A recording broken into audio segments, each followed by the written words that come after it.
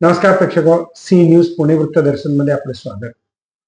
पुणे शहराला अंमली पदार्थांचा विळखा लागलेला आहे, याकरता चंद्रकांत दादा पाटील यांना पत्रकारांनी आज प्रश्नांचा भडीमार केला। त्यावेळेला त्यांनी दिलेली ही उत्तर। जागतिक अँटी ड्रग्ज डे,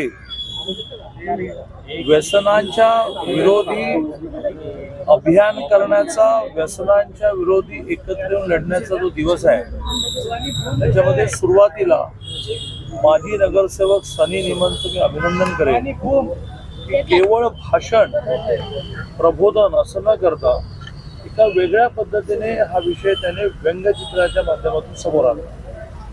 व्यंगचित्री जी एव्हाना पूर्ण होत आली ती एवढा परफेक्ट करेक्ट मेसेज देत आहेत की खरं म्हणजे ते एक व्यंगचित्र पाहणाराही व्यसनाच्या आहारी गेला नसेल, गेल्यानंतरचे उपाय वेगळे आहेत, मग त्याला व्यंगचित्र नाही बोलणार। व्यसनाच्या आहारी गेला नसेल तर हे व्यंगचित्र पाहून नक्कीच तो त्याच्या मनामध्ये निर्धार करेल की अरे बाबा ह्या वाटेला काही लावायला नको।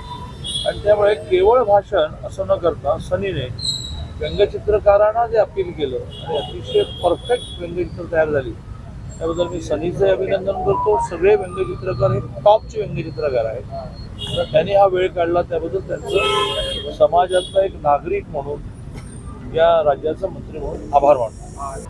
पहिलं तर खूप विचारपूर्वक आपल्या सगळ्यांच्या माध्यमातून सगळ्यांना आवाहन करतो की प्रमाण वाढत चाललंय की नाही नक्की, चिंताजनक आहे की नाही नक्की, पण 70 लाख लोकसंख्येचं शहर हे जवळजवळ आता गेलं कामातून।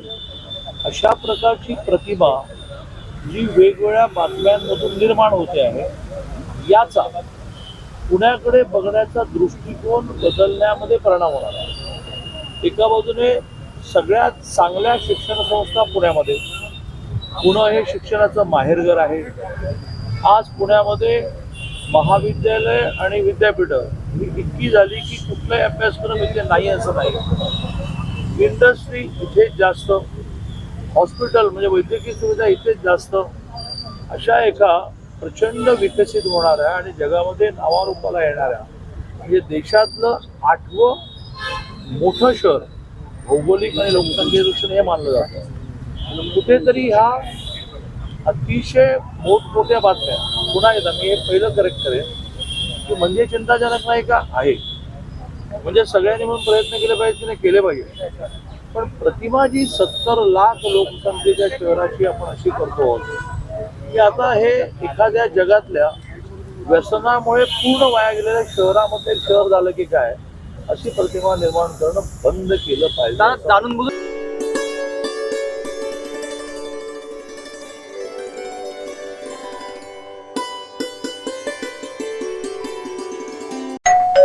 अहो उठा ना, ऑफिसला नाही का जायचं? अगं मला आज फ्रेशच वाटत नाही, काही करायची इच्छाच नाही। अहो मग तुम्ही आजपासूनच न्यू युनायटेड फार्मसीचे गुड मॉर्निंग चूर्ण घेणं सुरू करा। अपचन, मलावरोध, बद्धकोष्ठ, आम्लपित्त आणि पोटाच्या तक्रारींवर खात्रीशीर आयुर्वेदिक उपाय गुड मॉर्निंग चूर्ण। 35 वर्षांपासून सगळ्यांच्या पसंतीचे गुड मॉर्निंग चूर्ण औषधांच्या प्रत्येक दुकानात मिळते।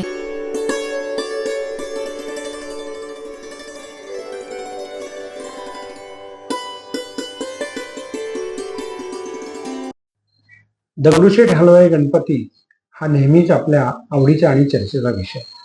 गणेशोत्सवामध्ये आता त्यांनी एक वेगळ्या प्रकारचं मंदिर उभं करायचं ठरवलं।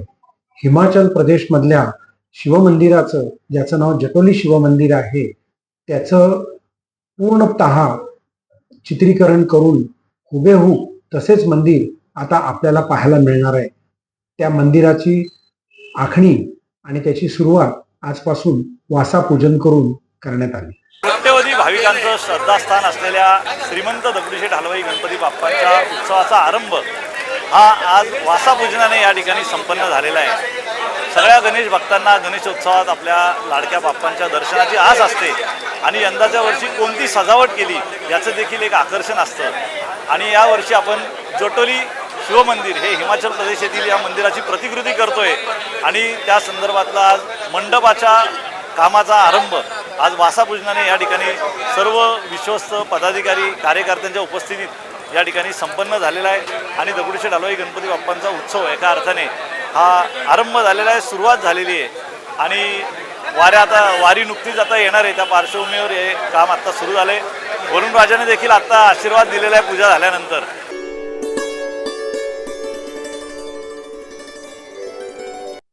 बालगंधर्व रंगमंदिराचा 56वा वर्धापन दिन अतिशय थाटामाटात साजरा करण्यात आला. ज्येष्ठ चित्रपट, नाट्य आणि दूरदर्शन मालिकेमध्ये काम करणाऱ्या अभिनेत्री उषा नाडकर्णी बालगंधर्व रंगमंदिर येथे त्यांचा सन्मान आणि सत्कार करण्यात आला.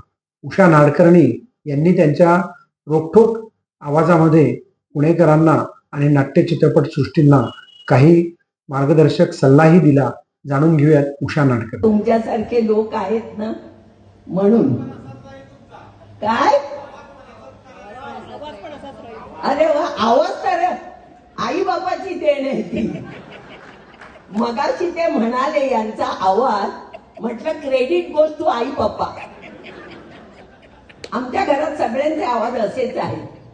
माझी नात सुद्धा आता 9 महिन्याची आहे, ती पण अशी करते. माझा मुलगा म्हणतो ना तुझ्यासारखा आवाज आहे.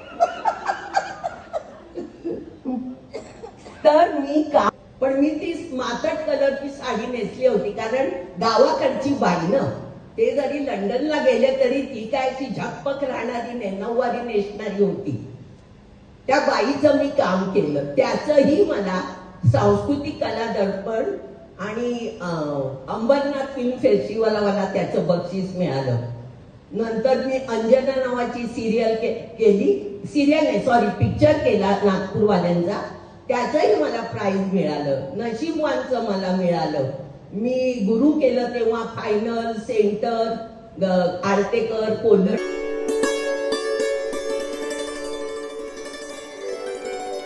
पुणे शहरातील ड्रग्ज म्हणजेच अंमली पदार्थ सेवन करणाऱ्या ज्या जागा आहेत ते म्हणजे पब आणि बार असं आता प्रथमदर्शनी आपल्याला दिसतंय. तिथे अनधिकृत बांधकाम केले गेलेलं होतं आणि त्याच्यावरती आता महानगरपालिका पोलीस प्रशासनाच्या एकत्रीकरणाने हातोडा पडला आहे. पुण्यातल्या काही पब आणि बारवरती झालेला हा हातोड्याचा प्रहार निश्चितच व्यसनांपासून तरुणाईला दूर नेईल का, या प्रश्नासह पाहूयात आपण ही बातमी.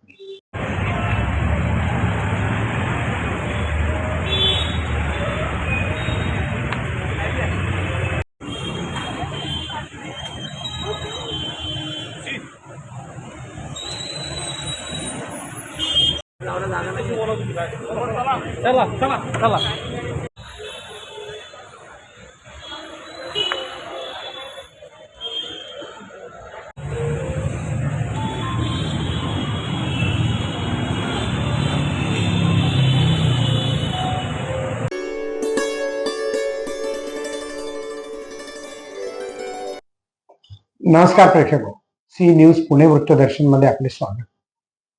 पुणे शहरामध्ये ड्रग्ज म्हणजेच अंमली पदार्थाचा विळखा तरुणाईमध्ये मोठ्या प्रमाणामध्ये प्रसारण पावलेला आहे. असं का घडलं तर पुणे शहर हे शिक्षणाचं माहेरघर. देशातल्या कानाकोपऱ्यातून शिक्षणाकरता लोक पुण्यात येतात आणि जे ड्रग माफिया आहेत त्यांना ही आयती बाजारपेठ त्या ठिकाणी मिळते.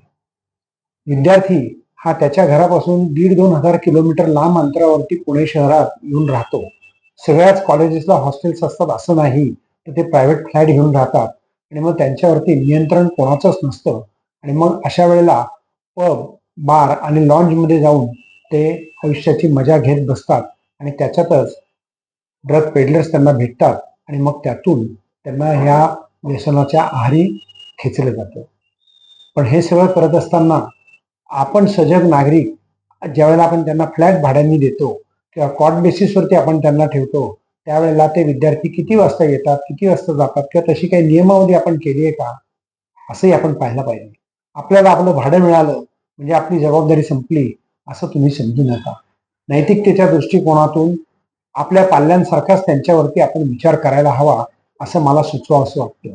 त्यामुळे ज्या विद्यार्थ्यांना आपण आपले फ्लॅट किंवा खोल्या पेईंग गेस्ट सारख्या किंवा भाड्याने दिलेल्या असतील त्यांच्या हालचालींवरती नजर ठेवणं हे आपलं कर्तव्य आहे. कारण त्यामुळे दुसऱ्या आईवडिलांना जे ते लांब आहेत तिथे ते निवांतपणे राहू शकतील. त्यांच्या पाल्याचा मार्ग बरोबर आहे का नाही हे जर तुम्ही कटाक्षाने ठेवलं तर तुम्हालाही त्याच्यामधनं एक सामाजिक कार्याचा आनंद मिळेल. आणि त्या विद्यार्थ्यांना जर तुम्ही शिक्षणाच्या मार्गाला जास्त प्रवृत्त केलं तर व्यसनापासून दूर ठेवता येईल. पाहत रहा सी न्यूज पुणे वृत्तदर्शी.